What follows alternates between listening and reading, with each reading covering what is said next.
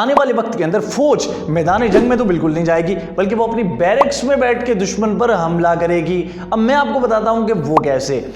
देखिए, हम तो यही चाहते हैं कि आइंदा किसी किस्म की कोई जंग ना हो और दुनिया अमन और सलामती से रहे, लेकिन इसके बावजूद अगर जंग छिड़ती है तो दुश्मन को धोखा देकर उस पर हमला करने वाले ड्रोन्स, दुश्मन की जासूसी करने वाले रोबोट्स, फिजा में दुश्मन से छुपकर दुश्मन पर हमला करने वाले मिसाइल्स, वीडियो गेम्स की तर्ज पर दुश्मन के साथ फौजी मुकाबला करेंगे। दुनिया के पावरफुल कंट्रीज हैं, वो कोई वायरस तख्लीक करेंगे, वायरस बनाएंगे।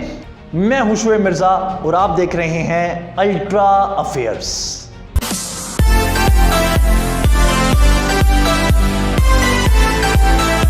आइंदा आने वाली जंगों के अंदर फौजी क्या करेंगे? फौजी अपनी बैरक्स के अंदर बैठे रहेंगे, वो मैदान जंग में नहीं जाएंगे। वो अपनी बैरक्स के अंदर बैठकर वीडियो गेम के रिमोट अपने हाथ में पकड़ेंगे। जिस तरह हम पबजी खेलते हुए दुश्मन को मारते हैं, इसी तरह फौजी अपनी बैरक्स के अंदर बैठकर हकीकी दुश्मन पर अटैक करेंगे। वो चाहे वो अटैक रोबोट्स के थ्रू हो, चाहे वो अटैक ड्रोन्स के थ्रू हो। आप ये कह सकते हैं कि आइंदा आने वाली जंगें इंसानों की जंगें नहीं होंगी, बल्कि मशीनों की जंगें होंगी। मशीनें एक दूसरे से लड़ेंगी, रोबोट्स एक दूसरे से फाइट करेंगे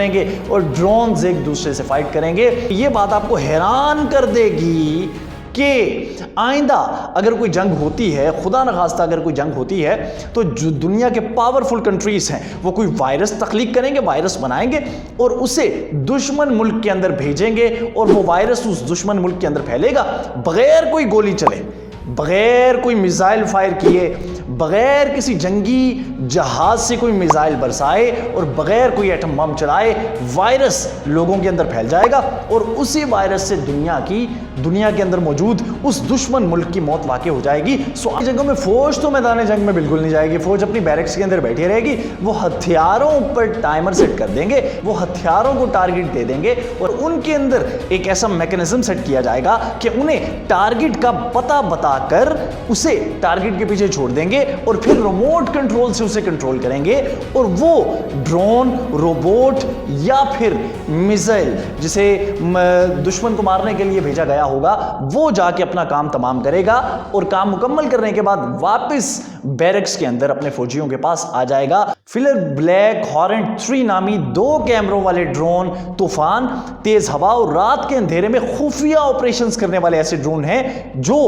2 किलोमीटर तक फिजा के अंदर खुदकार तरीके से, यानी ऑटोमेटिक तरीके से, खुदकार तरीके से परवास करने की सलाहियत रखते हैं। इसके साथ साथ वो 13 किलोमीटर फी घंटा की रफ्तार से 30 मिनट तक फिजा के अंदर परवास कर सकते हैं। अब इनकी मदद से बैरक्स में बैठे हुए फौजी क्या कर सकते हैं कि ये जो ड्रोन्स हैं, फिलर ब्लैक हॉरेंट 3 नामी ड्रोन्स, ये फिजा के अंदर उड़ेंगे और दुश्मन के इलाके में जाके दुश्मन के इलाके की तस्वीर क्लिक करेंगे, दुश्मन की जासूसी करेंगे, दुश्मन के कैंप्स का पता चलाएंगे, दुश्मन के असलहे का पता चलाएंगे और वो डायरेक्ट तस्वीर, बराह रास्त तस्वीर बैरक्स में बैठे हुए अपने फौजियों को भेजेंगे। इस तरह से फौजी अपने आप को भी सेव कर सकेंगे दुश्मन के हमले से और दुश्मन पर कड़ी नजर भी रख सकेंगे। ऐसे रोबोट तैयार कर लिए गए हैं जो फौजियों की जगह मैदान जंग में उतरकर दुश्मन से मुकाबला करेंगे और बाकायदा बराह रास्त वो फायर करने की सलाहियत रखते हैं, बड़ी बड़ी मशीन गन्स चलाने की सलाहियत रखते हैं और बाकायदा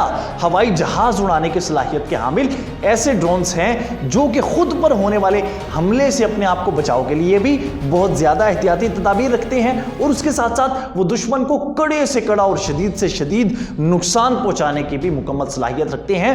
फौजी उन्हें मैदान जंग के अंदर भेजेंगे और रोबोट्स मैदान जंग के अंदर भेज के अपना तमाम काम वो रोबोट्स के सुपुर्द कर देंगे और रोबोट्स ऑटोमेटिक तरीके से दुश्मन की जासूसी करते हुए दुश्मन के पास जाके उन्हें हलाक करेंगे और उन पर हमला करेंगे। और ये रोबोट्स जो हैं ये इस तरह के हैं कि ये ज़मीन के अंदर मौजूद बारूदी सुरंगों का भी पता चला लेते हैं। मिसाल के तौर पे मैदान जंग के अंदर जाते हुए इन्हें पता चलता है कि किसी जगह पे ये डिटेक्ट करते हैं कि यहाँ पे बारूदी सुरंग बिछी हुई है, सो ये उसे डिटेक्ट करते हुए अपना रास्ता चेंज करने की सलाहियत रखते हैं और रास्ता चेंज करते हुए अगली तरफ से दुश्मन तक पहुँचने की भी भरपूर सलाहियत रखते हैं। दुनिया के मुख्तलिफ ताकतवर मुल्कों ने ऐसे मिसाइल्स तैयार कर लिए हैं जिन्हें हाइपरसोनिक मिसाइल्स कहा जाता है। अब ये हाइपरसोनिक मिसाइल्स एरोडायनामिक पावर का इस्तेमाल करते हैं फिजा के अंदर अपने आप को मूव करने के लिए और अपना रुख तब्दील करने के लिए। मिसाल के तौर पे इन मिसाइल्स को जब फिजा के अंदर छोड़ा जाता है और दुश्मन इन फिजाइल्स को अगर हमला करे, इन फिजाइल्स पर अगर अटैक करने की कोशिश करे, तो ये मिसाइल्स इस कदर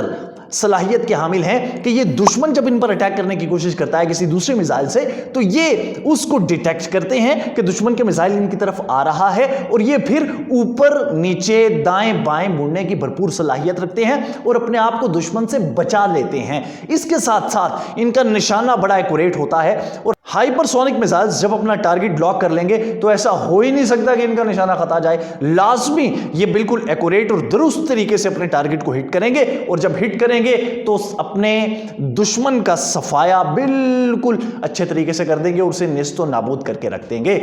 दुनिया को चाहिए कि इस तरह की पॉलिसीज वज़ा करे कि आइंदा जंग के इम्कानात बहुत कम रह जाएं